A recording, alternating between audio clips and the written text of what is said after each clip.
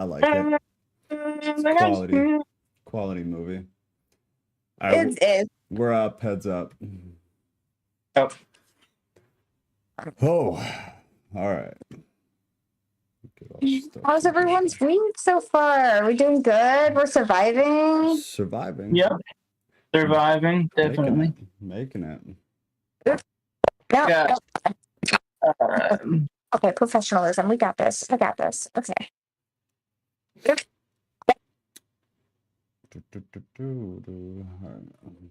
going on? Oh, there it is.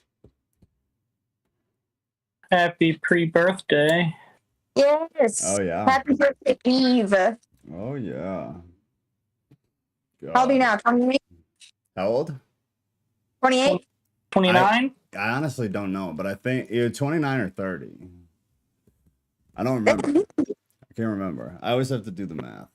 But then depending on what month your birthday's in, like the math doesn't even work. Let me see. My math doesn't work because mine is towards the end of the year. So. Yeah. It says 29. 29. So wise beyond your years, Joe. I just burned out, I think is what it is, but that's a nice way to put it. That's the nice way. I'm ready to retire. Wear flip-flops every day. I'm ready.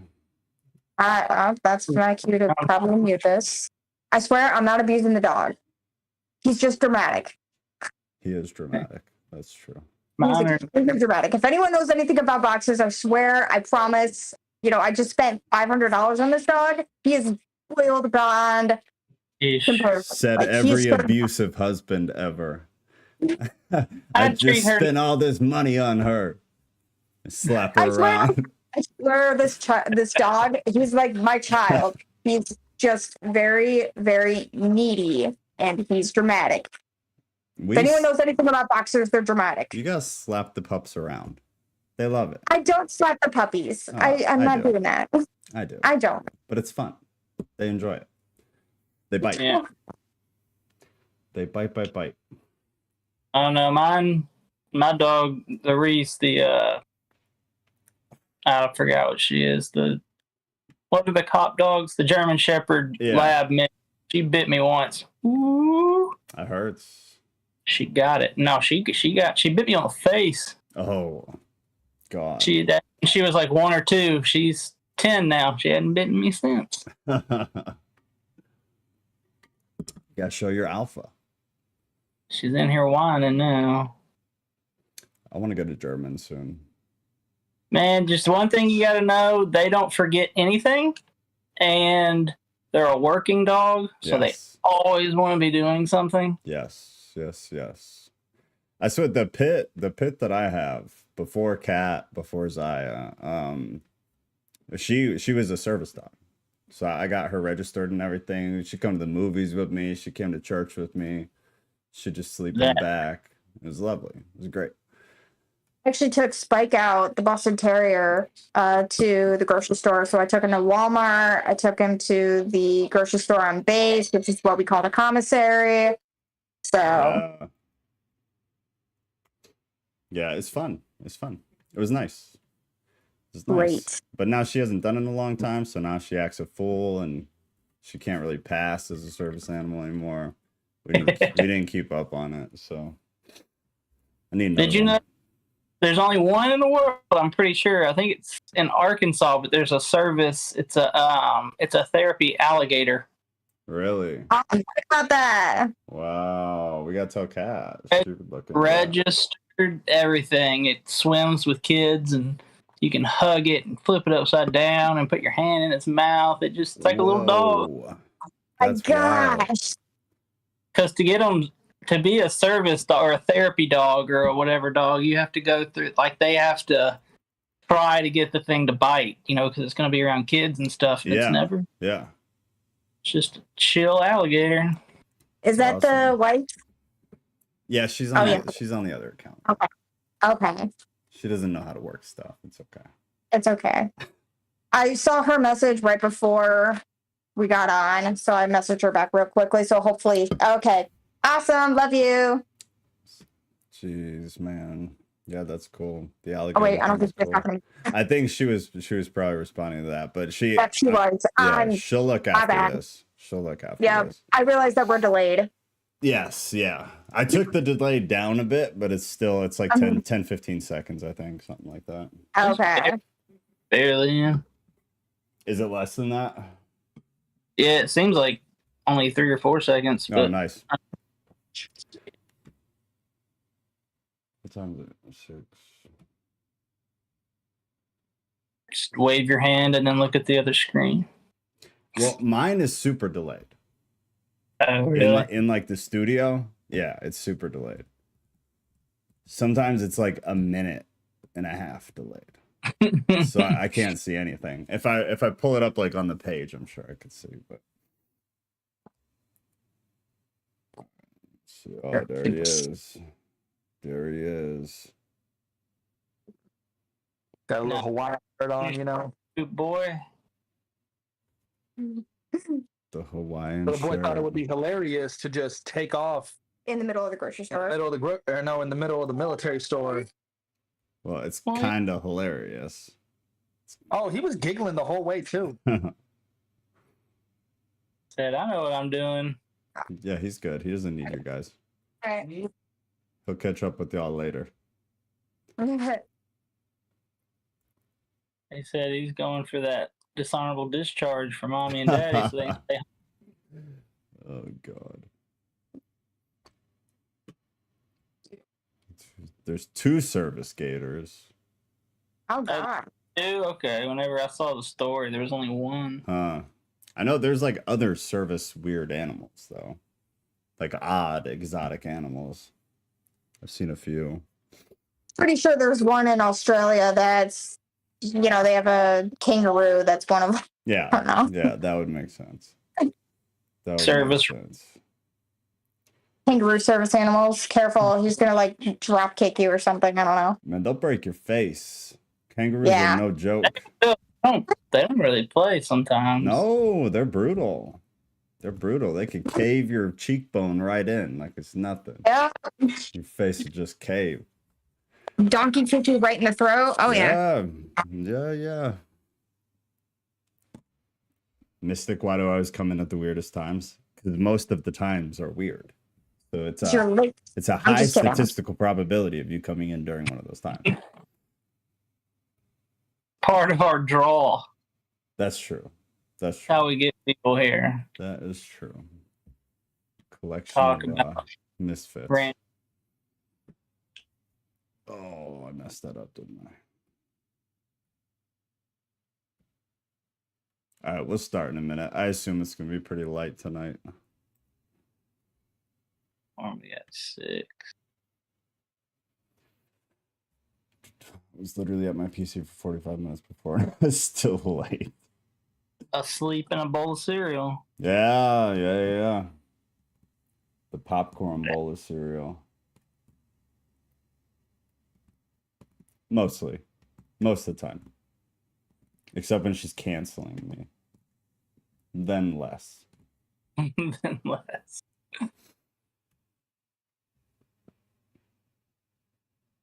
All right.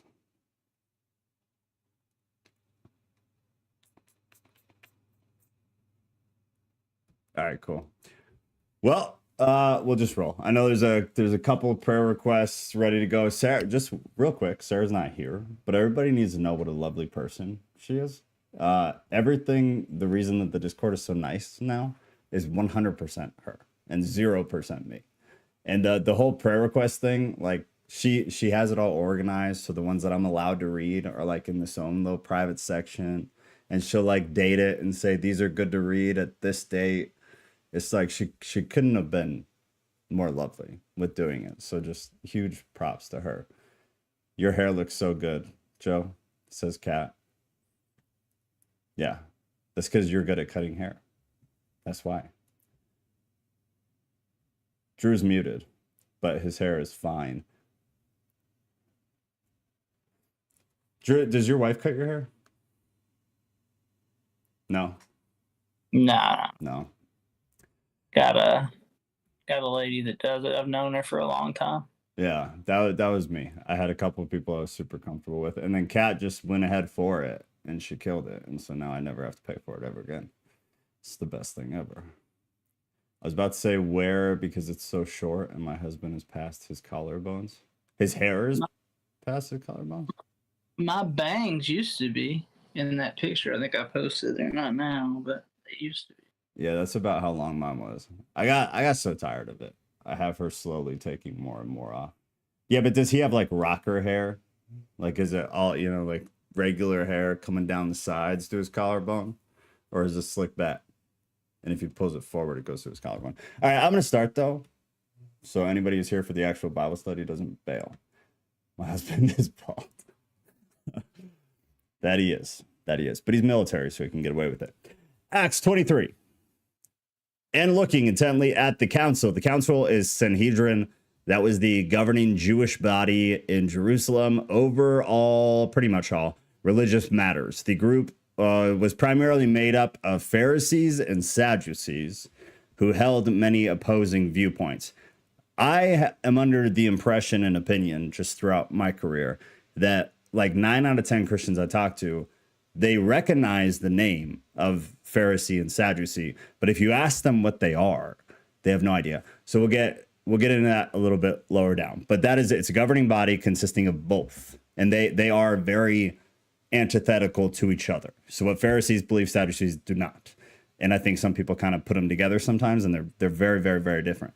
Paul said, "Brothers, I have lived my life before God in all good conscience up to this day." Verse 2, and the high priest Ananias, that is the corrupt high priest who was over the area between 47 and 58 AD.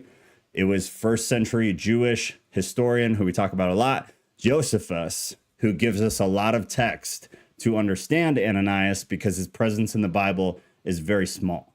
But outside of the Bible and other historical contexts, Josephus being the primary one, there's a lot of context about him. So we get the understanding that he was a corrupt high priest who ruled during those years from Josephus and not from the Bible.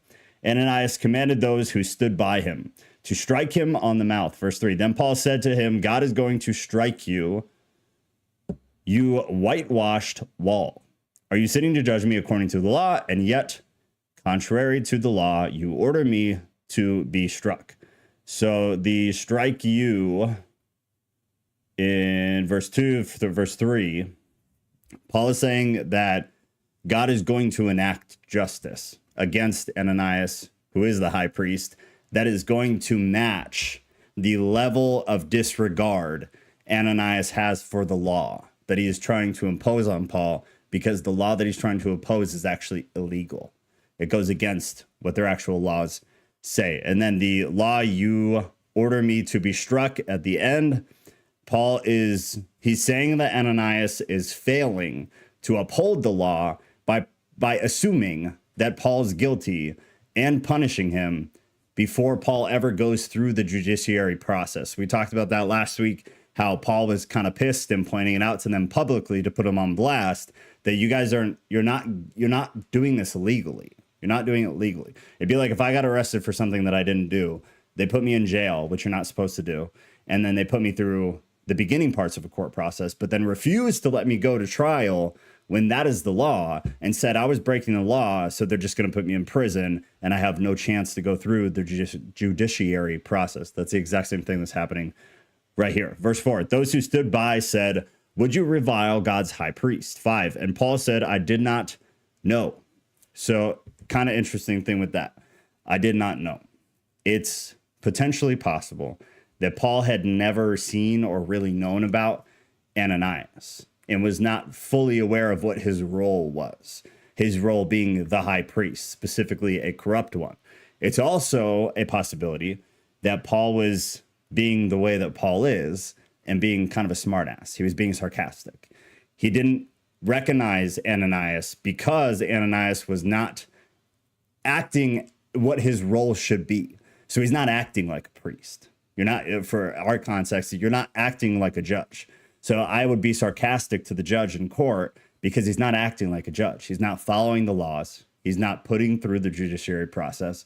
So I lean more towards that, but those are the two kind of agreed upon possibilities. But Paul's a smartass. He always has been. He was until we stopped hearing from him. So it would make sense to me personally that he's just being sarcastic. I did not know, brothers, that he was the high priest. For it is written, you shall not speak evil of a ruler of your people. Now, that right there is a verse, or is a reference to Exodus 22:28, which says, you shall not revile God, nor curse a ruler of your people. So Paul doing Paul's thing, and he's quoting the Old Testament because he knows that that is something that will connect with the audience. 6, now when Paul perceives that one part were Sadducees and the other were Pharisees, he cried out in the council, brothers, I am a Pharisee, a son of Pharisees. It is with respect to the hope of the resurrection of the dead that I am on trial. So Sadducees, they were the overall rulers of religion. They were mostly in charge of things, and they were a ruling religious class within that Judeo first Christian century. And then the Pharisees were strictly law. They were all about the law. They didn't care about anything but the law. They were not spiritual. They would not even look or hear about something that is like a resurrection because it's not law. Sadducees were all about written law. This, then this, then this. You can do this. You can't do that. If it's not strict, Sadducees were not about it. It needed to be in written law for them to have anything at all to do with it.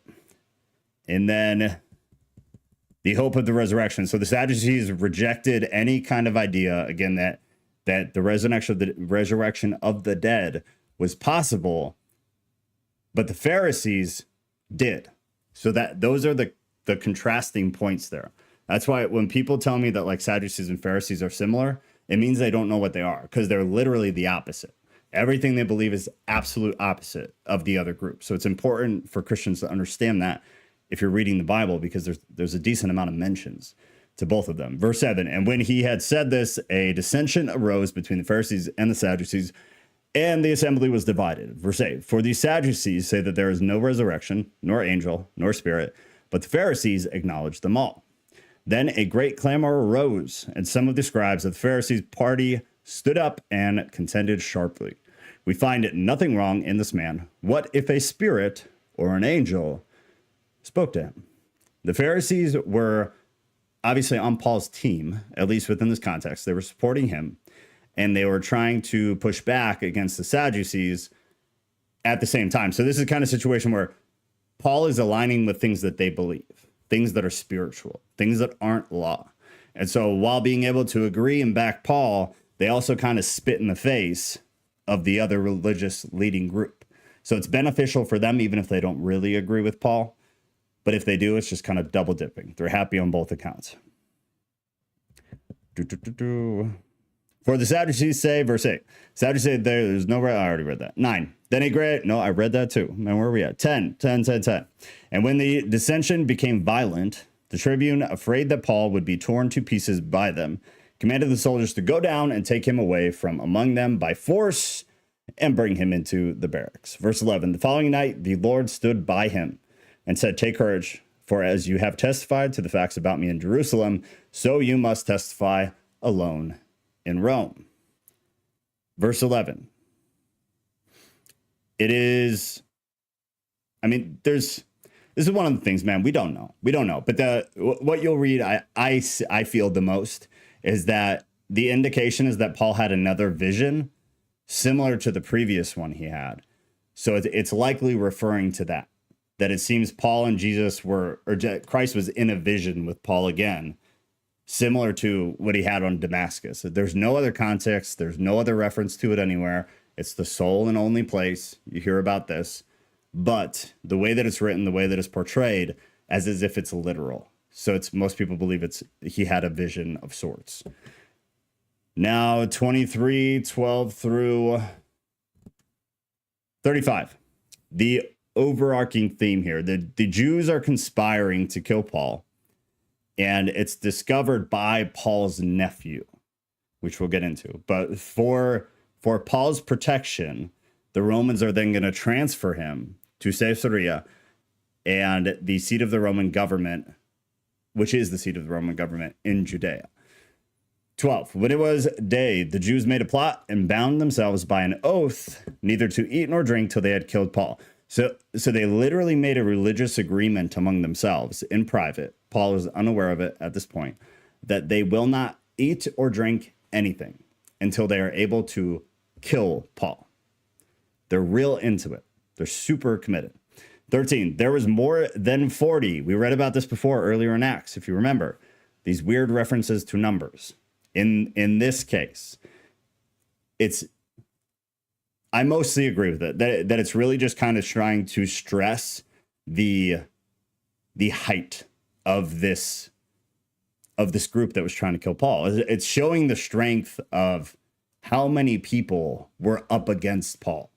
How much of a hit was this going to be? So Luke is trying to illustrate that God's power and him being in this is powerful enough to overturn 40 against 1.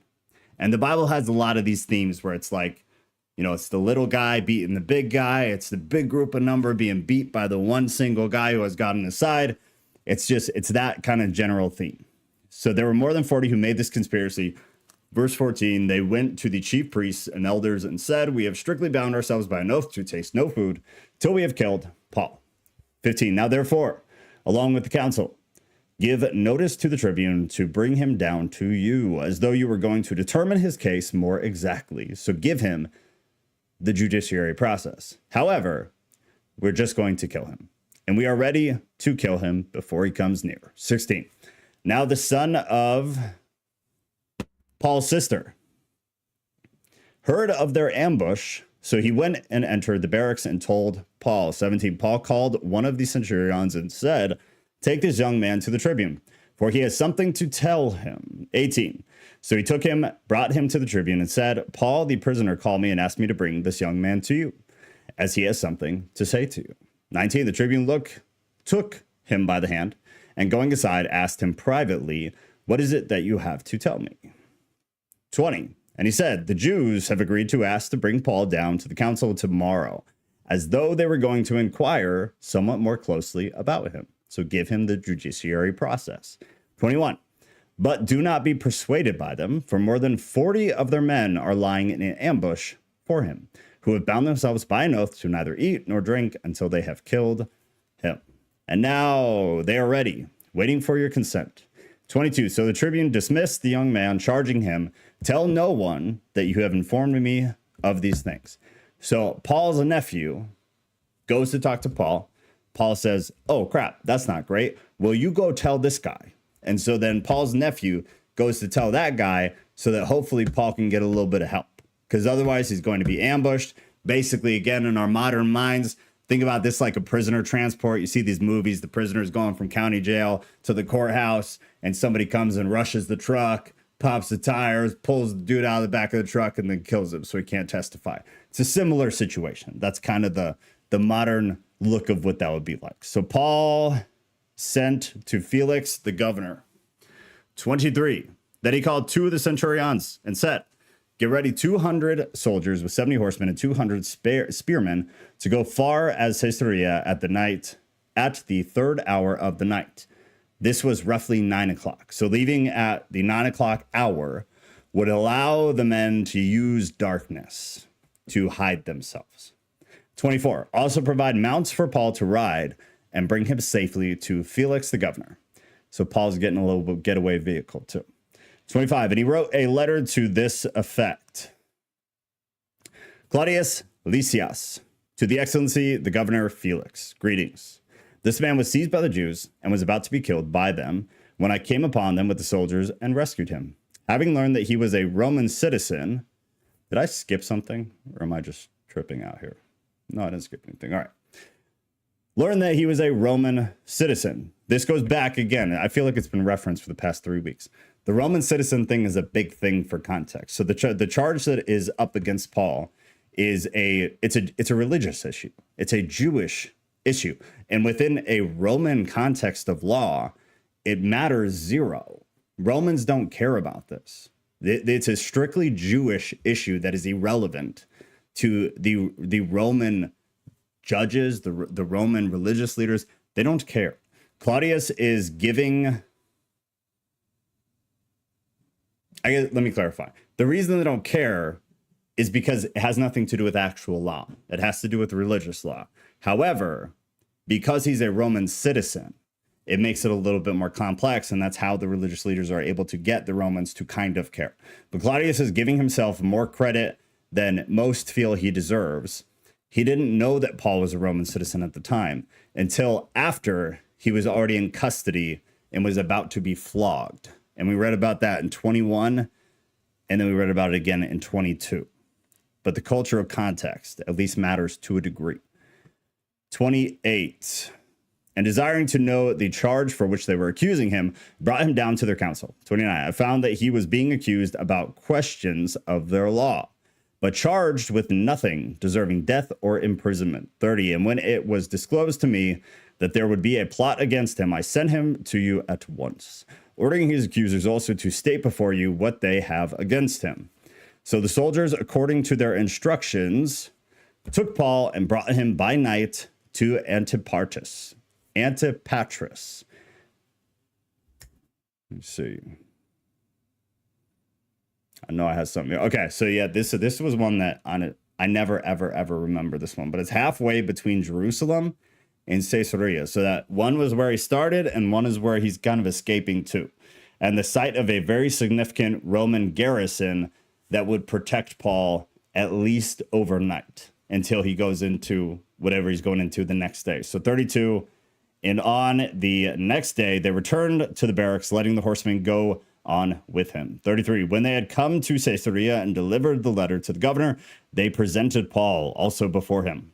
34. On reading the letter, he asked what province he was from. And when he learned that he was from Cilicia, he said, I will give you a hearing when your accusers arrive. And he commanded him to be guarded in Herod's praetorium. 24. Is there anything I need to look at? Probably not. No? Okay.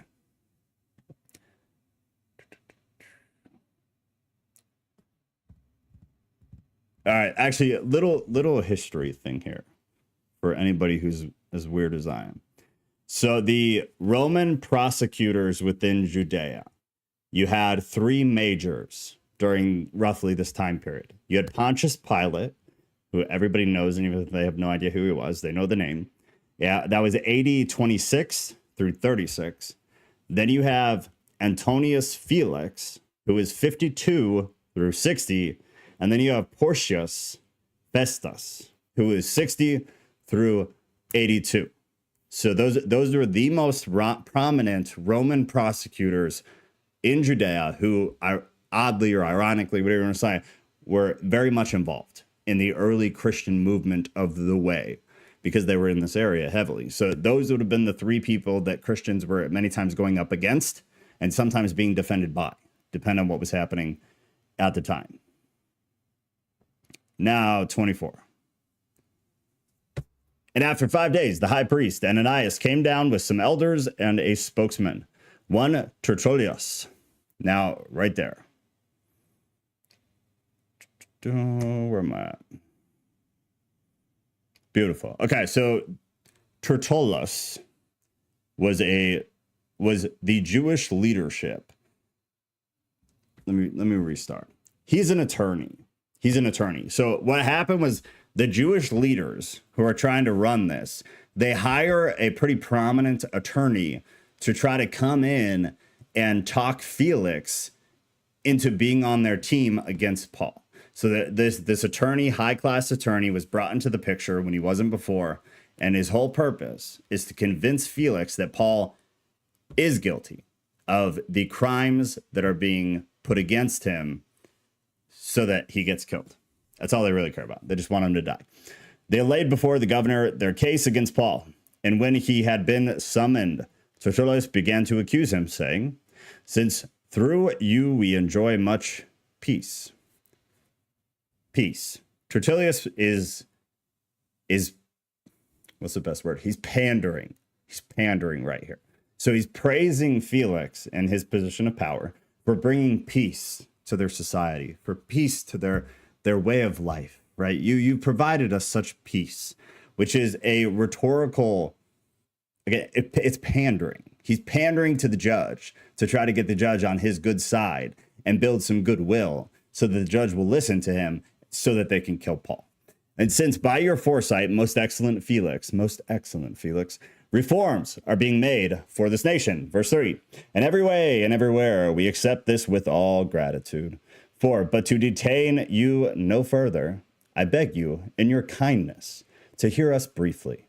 For we have found this man a plague, one who stirs up riots among all the Jews throughout the world and is a ringleader of the sect of the Nazarenes.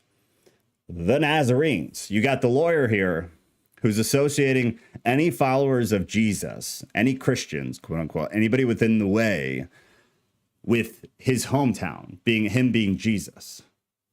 Nazarene. So he's affiliating us with Christ's place of origin. It was not something that Christians would call themselves. It was kind of odd, but it may have been a way to kind of dismiss what Christians are, what the magnitude of it is, and kind of to impose this insignificance on Christ and on Christians. They're not Christians. They're not the way. They're not this huge rebellious movement. They're just these weird followers of this dude who's a Nazarene. He's not important. So it's kind of a demeaning way to speak about the Christian leader at the time, who was Paul, and then even more so, a demeaning way to refer to Christ himself. He's trying to take away any meaning from the people and from the term. 6, he even tried to profane the temple, but we seized him. By examining him yourselves, you will be able to find out from him about everything of which we accuse him. Verse 9, the Jews also joined in charge, affirming that all these things were so. Verse 10, and when the governor had nodded to him to speak, Paul replied, knowing that for many years you have been a judge over this nation, I cheerfully make my defense. For many years. Unlike the lawyer who uses this pandering, right? Who's fondling the judge to try to get him to agree and be on his side, Paul is being very just flat. He's going to put it out the way it is because that's who Paul is. If anything, he's going to get a little bit sarcastic, but he's just going to give you the information. I'm just going to talk to you like a human being. I cheerfully make my defense. 11, you can verify that it is not more than 12 days since I went up to worship in Jerusalem, and they did not find me disputing with anyone or stirring up a crowd, either in the temple or in the synagogue or in the city. Neither can they prove to you what they now bring up against me. But this I confess to you, that according to the way, Paul snapping back at the Nazarene comment, which they call a sect, I worship the God of our fathers, believing everything laid down by the law. So now Paul's hitting on the Jewish roots, and written in the prophets. Further hit on the Jewish roots. That I confess to you. Paul is, in a way, is denying the lawyer's accusation that he had started any riots, and that he does admit he is claiming to be a Jewish Christian with the according to the way. But that's Paul's way of snapping back to the Nazarene comment. Verse 15, having a hope in God, which these men themselves accept, that there will be a resurrection of both the just and the unjust. The hope in God in purple there. Paul has centered the disagreement on something not of the law, but he's pulling in theological ideas, knowing that any Roman officials would want to not be a part of a religious conversation. Because again, Romans don't care. They don't. Jews care. Jews are pissed at Paul. Romans don't care at all about what Paul's doing. Romans care if Paul starts riots, which is what he's being accused of, and he was accused of last week, and I think the week before. That Paul didn't do that. They did that based on what Paul was saying. They don't like what Paul's saying, so they're starting these riots around him, but they're blaming Paul for it. Paul had nothing to do with the riots. So Paul is going to make clear to them that he's just here to preach things, and he hasn't actually done anything wrong. These are religious matters, so if you guys want to get involved in religion, cool, but they don't, and he knows that. So if he can make it clear to the Romans, I'm not here for anything other than religious matters. My dispute is with the Jews on a theological basis and nothing more. Then the Romans are going to back out of the entire thing. They're not going to care. The resurrection of both the just and the unjust, highlighted in yellow. There was a belief which it was shared. It was one of these odd shared understandings between the two upper religious groups, being the Pharisees and the Sadducees. But it's based on some Old Testament stuff. And it comes out of Daniel 12. And it says this: at the time shall arise Michael, the great prince who is charge of your people. And there shall be a time of trouble, which has never been since there was a nation till that time. But at that time, your people shall be delivered, everyone whose name shall be found written in the book, and many of those who sleep in the dust of the earth shall awake, some to everlasting life, and some to shame and everlasting contempt. And those who are wise shall shine like the brightness of the sky above, and those who turn many to righteousness, like the stars before and ever. But you, Daniel, shut up the words and seal the book until the time of the end. Many shall run to and fro, and knowledge shall increase. That's Daniel 12, 1 through 4. There is also a mention of this out of Matthew. It says, as for the resurrection of the dead, have you not read what is said to you by God? I am the God of Abraham, the God of Isaac, and the God of Jacob. He is not God of the dead, but of the living. And then in Revelation 20, you have a longer one. So I'm not going to read it. But if you read Revelation 21 through 5, you'll be able to get a little bit of further context. But Revelation is kind of a jumbled mess, so it's not really worth our time, at least right now. Pick it back up, 16. So I always take pains to have a clear conscience towards God. And man, now after several years, I came to bring alms to my nation and to present offerings. The alms here, Paul was obviously, he was collecting money from all the non-Jewish churches that he had helped plant, and even ones that he didn't. But it was in order to help Jerusalem, who was having a problem during that time from famine. Famine in Jerusalem, Paul being the good church leader that he was raising alms to bring back to the people in Jerusalem to try to get them taken care of. So I gave alms to my nation to present an offering. While I was doing this, they found me purified in the temple without any crowd or tumult. Purified, contrary to the lawyer's accusations. Again, Paul he's submitting to this concept of purity rites, which again is a traditional thing.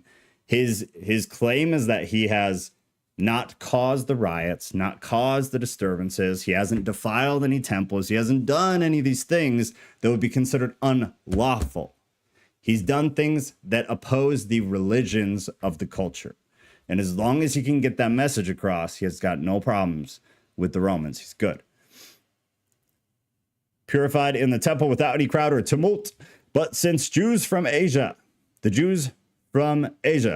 they were the ones who had brought charges against Paul in the first place. So these are the people who are putting him on trial. And it began back in 21 that we started reading about. And they were the ones who actually caused the riot. They're bickering and they're moaning and they're stirring people up around Paul. They had caused the riot. Verse 19, they ought to be here before you and to make an accusation, should they have anything against me. 20, or else let those men themselves say what wrongdoing they found when I stood before the council. 21, other than this one thing that I cried out while standing among them, it is with respect to the resurrection of the dead that I am on trial before you this day. All right, I think this is the last little bit here. Yep. Good. All right, so 24, 10 through 20. So 10 through 21, which is partially what we just read. No, it's all of what we just read. The kind of thesis here is Paul is defending himself against the Jews from Asia, as he refers to them, showing that these are all false accusations. It's all falsehood that is against him, and how his beliefs actually align with the law. His beliefs, he is a Jewish Christian. All of his beliefs and what he is teaching from aligns with Old Testament law. So in a way, he's making clear that one, I'm not breaking the law, so Romans chill. But two, I'm actually just talking about Judeo-Christian beliefs. So what are the Jews' problem with me? Why are they not here before me? Why are they not here putting a case up against me? I'm the only one here. I don't understand why I'm here. This is all kind of a silly deal. And he's so good at it, man. Every time, I swear, he just makes anybody who he talks to just look stupid. I'm a huge fan. Paul kept in custody, 22.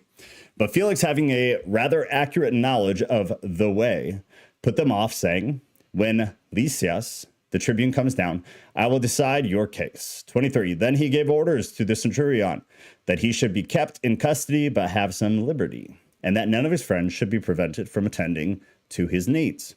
24. After some days, Felix came down with his wife, Drusilla there. There you go. So this was Felix's third wife, the daughter of Herod Agrippa the first, which we talked about, I want to say a couple of weeks ago. She had disobeyed Jewish law by divorcing her husband and marrying Felix. This, again, is not something we're able to fully understand with the Bible alone. You have to go outside the Bible. You have to read some near ancient Jewish literature. And then all of a sudden, there's this massive context to who these people that the Bible just mentions in passing, who they are, what their backstories are. That is something important to understand within a Jewish context, is that she had disobeyed or broken Jewish law by divorcing her husband and then marrying Felix, who she's with now, who is deciding Paul's fate. So with his wife, Drusilla, who is Jewish, and he sent for Paul and heard him speak about the faith in Christ Jesus. 25. And he had reasoned about righteousness and self-control and the coming judgment. Felix was alarmed and said, go away for the present. When I get an opportunity, I will summon you. 26. At the same time, he hoped that the money would be given by Paul. Bribes, man. Forever and always. People in power and bribes. So the insinuation is that apparently bribes were super common back then. And when I hear scholars talk about these types of things, it kind of aggravates me because they make it seem like there's more bribery back then than there is now. And I feel like anybody who's got their head even slightly screwed on straight understands bribery runs the entire world. Bribery and paying people off runs everything. It's how our societies function from one end of the earth to the other end of the earth. But the bribe Felix expected might have been to ensure that Paul received a proper hearing. Not necessarily to let him go, but at least have the judiciary process. Sad. So he sent for him often and conversed with him. 27. When 2 years had elapsed, 2 years, this went on, Felix was succeeded by Porcius Festus, and desiring to do the Jews a favor, Felix left Paul in prison there. So according to, again, get outside the Bible, man. If you care about this stuff and all you're reading is the Bible, I don't know how to help you. According to first century Jewish historian that we love, Josephus, Felix was completely removed from office about 2 years after Paul's hearing because he was unable to keep the peace between the Jews within the city. So he failed at keeping the peace that he was pandered about a paragraph above when the lawyer pandered to him saying, oh, the peace you provide our city. Well, apparently he didn't do good after that. So he wasn't able to keep the peace between the Jews and the Gentiles. Things broke out. Things got crazy. And so Josephus and his Antiquities explains to us kind of what happens here because the Bible does not. So this is when Porcius Festus, who again was 60 to 62 AD, he was at the end. We had Pontius Pilate, we had Felix, who just got taken out by Festus. And that's where kind of the lineage there ends. The favor, desiring to do the Jews a favor, because the situation with the Jews was it was wicked during this time. It was super volatile. Felix leaves Paul in prison to appease them. Okay, I think that's it. So 25, let's see how long these are real quick. If you guys have any questions, you got anything, let me know. I know it's real light today, so I assume we're just gonna hop off. 25 and 26 for next Sunday. That's good length. All right, so yeah, next Sunday we'll do 25 and 26. And then I'll get the poll up for Thursday. For Thursday. Hopefully tonight or tomorrow morning. But if y'all don't have anything, then we'll just go have a lovely Saturday night. I'm playing peekaboo while listening with the baby. Okay. Not a dog, with the baby. No, because he Okay. was getting fussy, Oh, and because he's been up way past his bedtime. Because my Ah, husband's actually upstairs right now giving him a bath. So I was playing peekaboo with him to just keep him calm while I was listening to you. you got to multitask, man. Being a parent is 100% multitasking. 100%. Yeah. 100%. These were good, but if you guys have anything, we could talk about it. But I mean, I'm trying to answer questions before they come. That's been the goal for the past like month or so. As I'm trying to like anything I could ask. What? For sure. I agree with what Drew said, that Paul is a savage. Yeah. I 100% agree. God, 100% yeah. agree. All the time. All the time. Most Just over and people over. like- Yeah. Yeah, most people like freak out during that time. He's like, you know what? I kind of know what's going to happen to me already, but I'm gonna just go in here, tell it like it is, and I win either way. Yeah.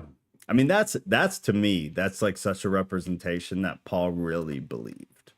Like that's the difference. When you see people who are like these devoted Christians, then all of a sudden something bad happens in their life and they absolutely lose their minds. Like, dude, what? You don't practice what you preach. What do you actually believe? What's going on? I mean, you're still gonna have like emotional reactions. I'm not saying, we've had hard stuff happen and like I struggle, but at the end of the day, like I know I'm good. It's gonna be what it's gonna be. And there's probably a good reason for it in the end. That's why, like, I'm a pre-trip guy, but even if it's post or during or whatever, like, I'm just, like, if it happens, I'm just going to the most dangerous part of town and just, like, strapping money to myself and just like, all right. Take me. I'm skipping the rest of this. You don't want an all-out war? I think it'd be kind of fun. I mean, that's true. I'd probably, go out there and, yeah. That's fair. I think it'd be funny to see the Christians who have it in them, have some war in them, ready to go. It'll be interesting, man. Yeah. I think some people will flounder, and I think some people that would surprise you will step up and just start mowing people down. Dang. Good work. Yeah, that'll be me till I catch one. Yeah. Oh God. All right. Yeah, I mean it's getting good. We're getting near the end at least too. Yeah, well, there's 30, 29, 30. I was just trying to think. I can't remember if it rolls over to 30 or not. 28. Is it 28? Okay. Yeah, we're right there then. 2 weeks and we're out. And then what are we doing? 2 Corinthians? I think, yeah, we'll go back there and then we can kind of bounce wherever. But I at least want to hit these three. I know a bunch of people are bugging me to do Enoch. So I think we'll probably run a poll. And if everybody wants to go outside into Enoch for a while, we can do that and then come back. I would like to do Josephus Antiquities at some point too. I'm great with that. Learning something new. Like, I'm awesome with that. I would honestly say probably 70% of the context we understand from the Bible that's not in the Bible is from Josephus and the Antiquities. Like we would know nothing. You would have no study Bibles. You'd have no commentaries with any good information. It would just be dudes' opinions on the verses. But instead, like these commentaries and Bible studies are put together based on a lot of these other texts. And it adds like a massive amount. Same with Enoch, though. It's the same thing. You have huge writers, huge prominent people, Jude, they're huge prominent people who quoted Enoch. And it's in the Bible. And we all just pretend like it's not there. Like, no, don't say anything about that. Just leave that. So what are you talking about? Is there something super controversial or crazy in Enoch? Yes. Yeah. That's probably super controversial. Yeah, I mean, so it's like this. We'll get off, but it's like I think we talked about it briefly with the demonic thing. There was a lot of demon references and a lot of the old scribes. And then over time, these demon references were just slowly pulled out, watered down. So it's like it's not as spiritual of a text. Whereas like going to Enoch, it's spiritual as a motherfucker. It's crazy spiritual on both sides. Way more references to angels, way more references to demons. It's like, and for us, because we've been conditioned to the Bible this way, it seems like a fairy tale. But all of history, everybody functioned off of both. They functioned off of Enoch's text and other historical kind of revolting type things like Revelations too. And then over the past thousands of years, all we know is the biblical text. And so I see it. I'm a conspiracy guy. I think they pulled it out for a reason. I think that they didn't want us to be in touch with that side of spirituality. I don't think they wanted us to know how deep the demonic stuff went and how present it is in our lives. And I think getting rid of Enoch took all of that out in a huge sweep. And then they were able to condition all of humanity basically to see Christianity a certain way, with God in the robe and the clouds and heaven and barely any references to hell. Enoch talks about hell. Not the way Christians talk about hell. There's so much more. And now if you get Christians to read it, they're like, oh, this shit's crazy. This makes no sense. It's wild. The giants and the Nephilim and Sheol. And I think it's really sad. All right, fair enough. Now you won't care. I think. No, YouTube doesn't care. It's like the first 60 seconds, if you swear, they dock you. And then if you do it after that, they don't really care. Can it also be the reason they pulled out the verses about prayer and fasting? Which ones are you talking about? The problem is they pulled out of verses about all sorts of stuff. I'm used to like being muted with Shannon, and like we'll look at YouTube and like we'll comment to each other and laugh, and I was like, oh, I'm not muted. They changed the rules? What do you mean? What rules? Are there rules to Christianity? Prayer and fasting, or YouTube? All right, let me see what I can get. We're early, so I'll look at some of this stuff real quick. Oh, they changed the rules to what? They changed their TOS a couple months ago to be more chill, specifically with like COVID and vaccine stuff. You said the word. You can say it now. It's okay. I mean, I'm so buried in the algorithm. Like, there's nothing I can do to make it worse. It's so bad. Mark, prayer, and fasting.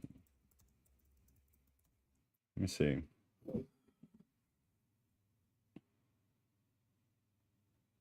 The omission of fasting in Mark 9:29.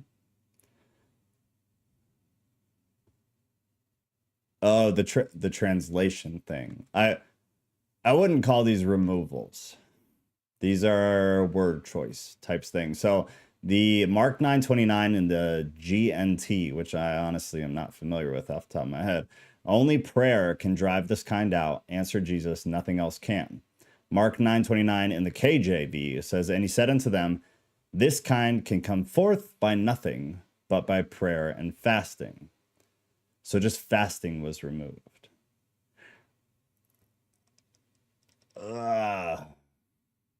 It's not in your Bible at all.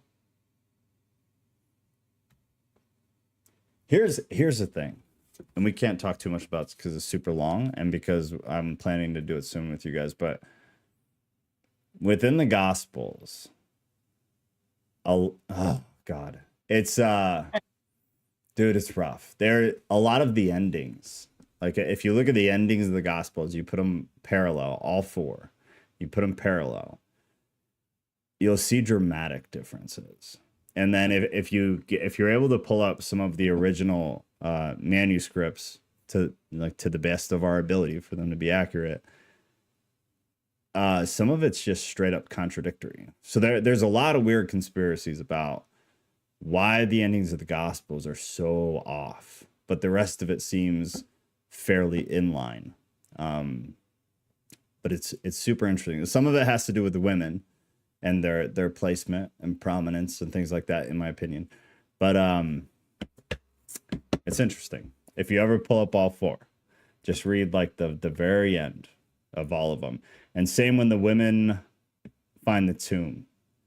That's another that if you put them all parallel, there's differences. And then if you go through some old manuscripts, pre-1900s, there's massive differences. It's kind of wild. Mystic, I don't know what you got though. I don't know what Bible you have. But it doesn't surprise me. The thing with fasting, man, is fasting is a highly spiritual thing. And in our society, the way we've been conditioned, I feel like any Christians who are super big into fasting are kind of looked at weird. And I think there's a reason for that. Fasting does, if you've never fasted for like 2 to 3 days, 100%, just water, it's weird. Your ability to connect is wildly different. Your mind, there's a lot of studies that show, even just like in fitness, take God out of it. I've worked in the fitness industry most of my adult life. I went through bodybuilding. I was like 220 pounds at my heaviest. I've done extreme fasts while I wasn't focused on God. And it was still like a highly spiritual experience.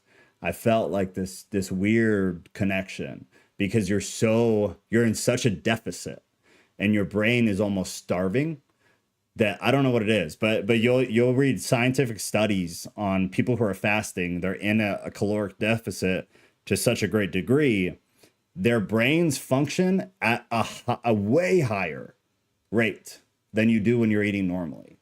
Like your ability to answer questions, your ability to recall things from the past, your brain is functioning high as heck when you're in a caloric deficit, specifically taking out carbs, but caloric deficit altogether. Your brain function is super high. And you can find studies on that way outside of anything that has to do with God. It's an absolute fact. Mark 9:29. Yeah, that's the one that it seems like the omission is fasting and not prayer. They removed fasting from the KJV, at least into the GNT, which I don't know what that is. Matthew 17:21 is not in the ESV.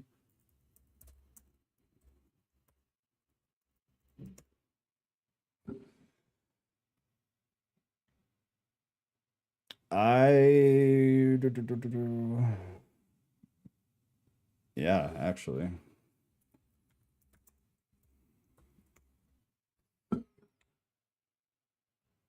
Interesting. Hold on. Matthew 17:21. Oh, this is all coming out of the KJV though, Mystic. You got to keep that in mind. However, this kind does not go out except by prayer and fasting. Oh, it's a mirror. Okay, so it's the same verse from Mark. It's just the mirror in the Gospel of Matthew. In February, I fasted 4 days only, water straight, and that's when a lot of what I told you happened. Boom. See, it's crazy. Anybody who has not fasted for at least 24 hours, just a full day, do it. Try it. It's odd.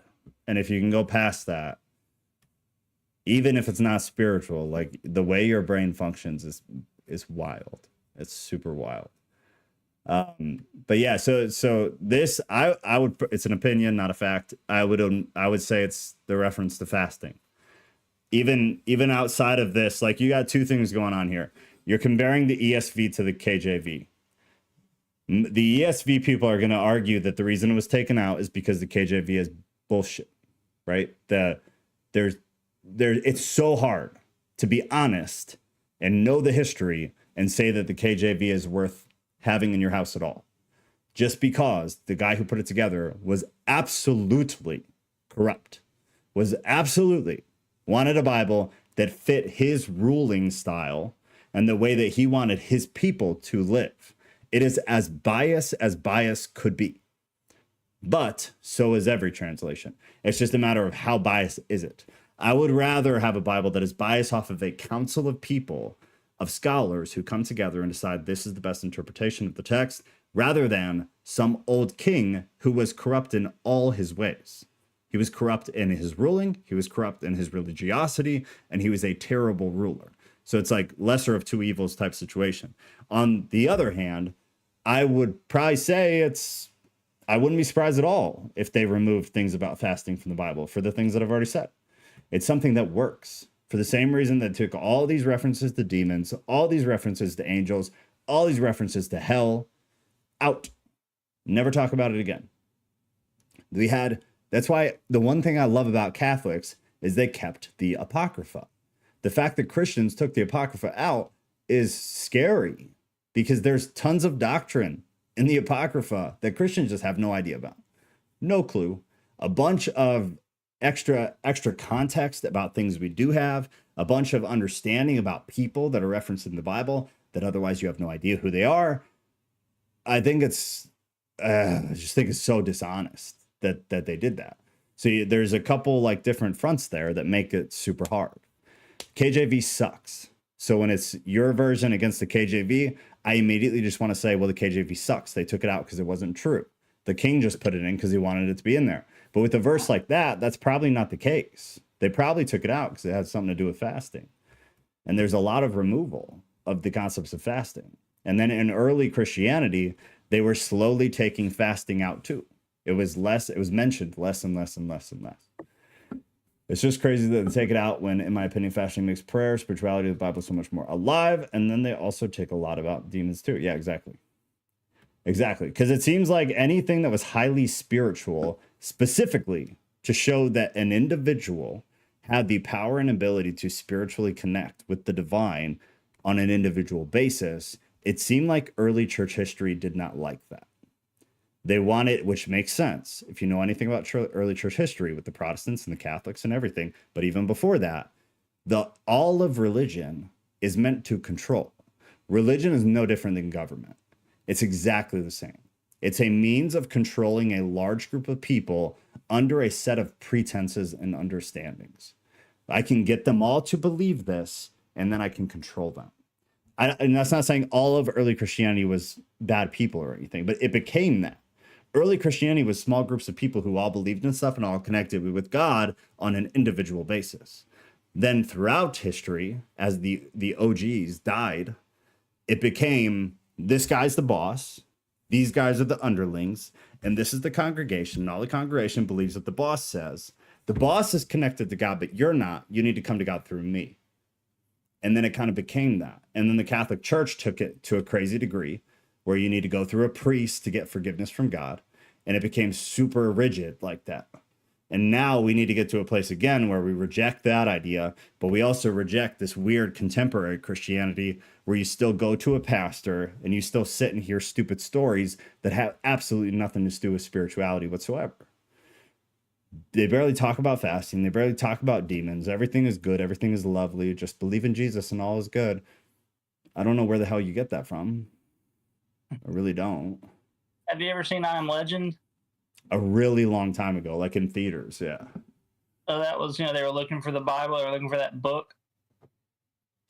Oh, I don't remember that part. No, that's different. What's the movie? A Book of Eli.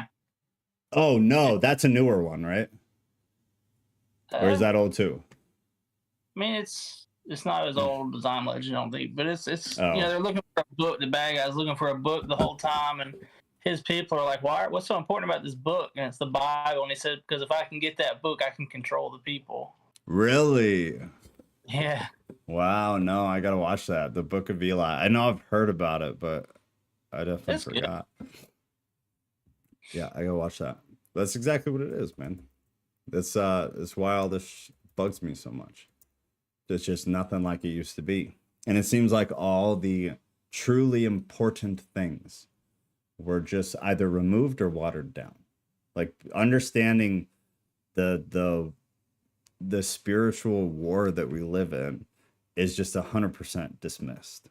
And things like fasting for that personal connection, depriving yourself physically of the things you need to survive to connect with the, a different realm or whatever the hell you want to call it. But the divine is like, why would people who say they believe what we say we believe, why would they not be dying to do something like that? Dying to feel that? I don't understand it. And I mean in a spiritual way, not doctrinal way. Yeah, well, I mean, everything became about doctrine. That's the whole thing.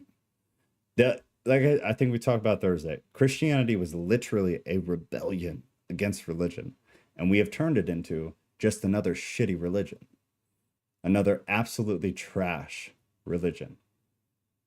Oh, okay, that makes sense.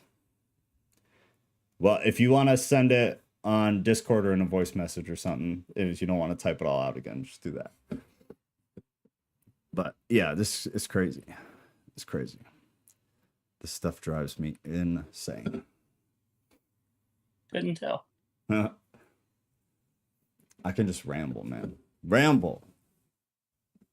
That's what we're here for. Your knowledge, rambling. Well, maybe like once a month, I'll collect all the things that piss me off in a month, like within context of what we do, and then I'll just go live and just spew all the junk out. It might be therapeutic for me. I might need to consider that. Yeah, I should consider to do that. Be entertaining if nothing else. All right, Mystic, are you gonna send it again or should we bounce? Joe's Monthly Rambling. I think I used to have like a playlist called like. The word cult though. What's that? Joe's Monthly Rambling for the cult. Cult message ramblings. I had something like where I used to rant about things. I think I'll have to look. It's reminded me of something like that though. I'll put it in Discord. She says, all right, well, let's hop off. I'll jump in Discord and see what you throw out there, Mystic. If you're cool putting it public, then do that. But if you want to send it to just me, you can too. All right, let me see real quick. I know we had a couple of prayers. I'll stay for the prayers then. Yeah, just 2 minutes. Gonna head off. 2 minutes, be quick. Okay. Oh man, I got you guys on the side screen there. Okay.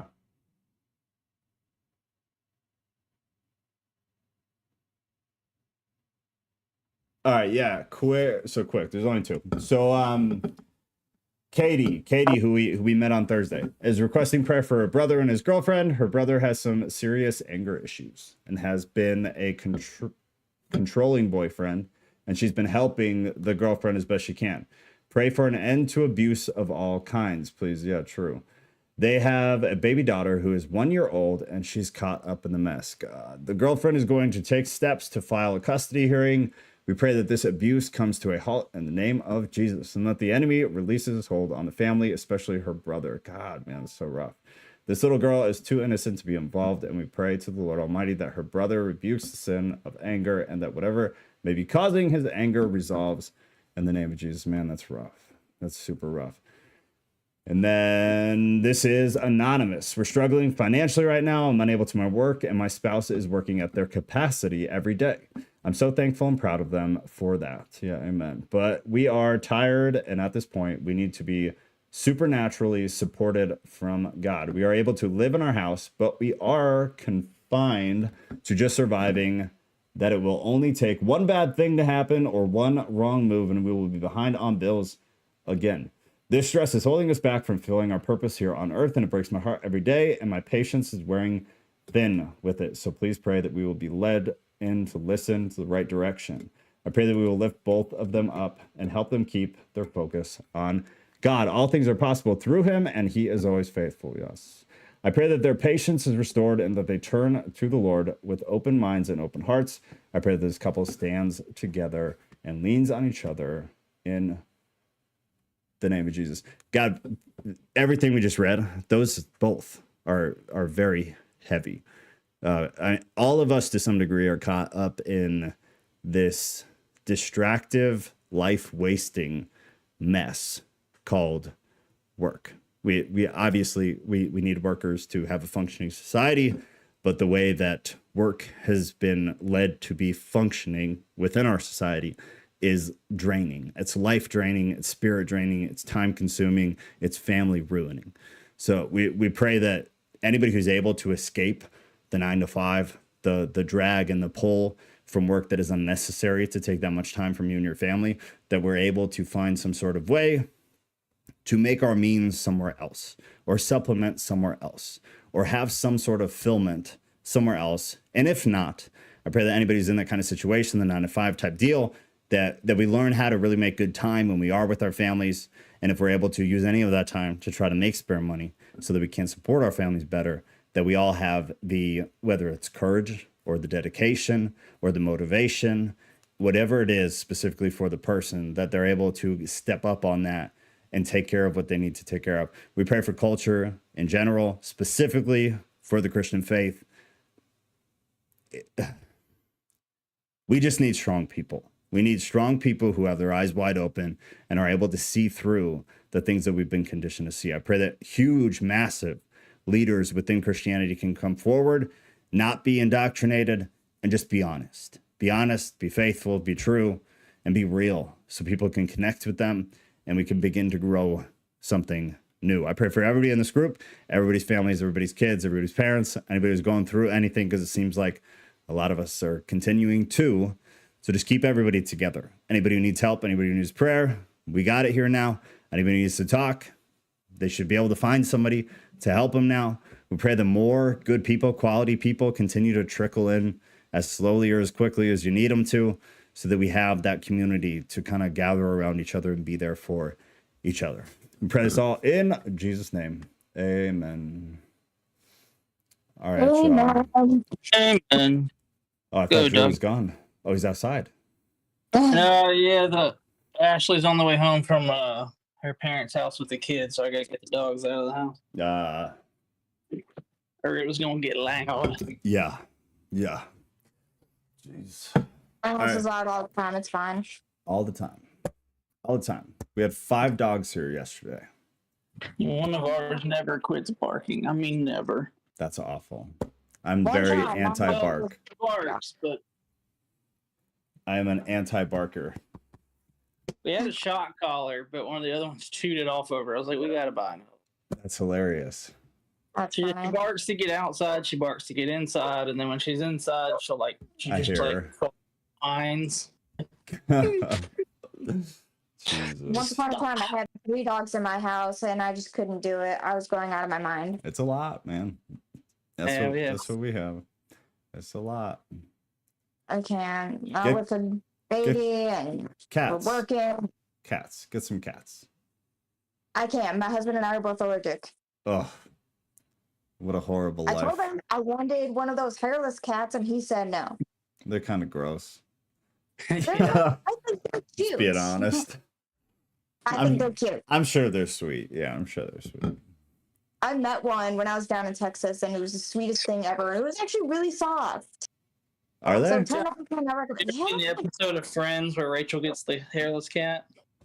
this chick was rude. Yes. Yeah. What is that, a snake? God, I haven't seen that show in forever. That's hilarious. Raw chicken. Goodness. Yeah. God, my husband is terrified of them. The hairless cats. Cute. They're so cute, especially the one with the blue eyes, like those big blue eyes. They're so cute. I want one. I gotta look. I can't picture one. They're so cute. They're so cute. Huh. They look like a hairless. What are those? The Asian cats. The Siamese cats. That's what I picture. Okay, then I can picture Yeah. it then. So it's like that, but hairless. Yeah, they're That kind seems of to they're be gross. really nice or really mean. Yeah, That's true. I've that's never met true. one. But I think that's cats in general.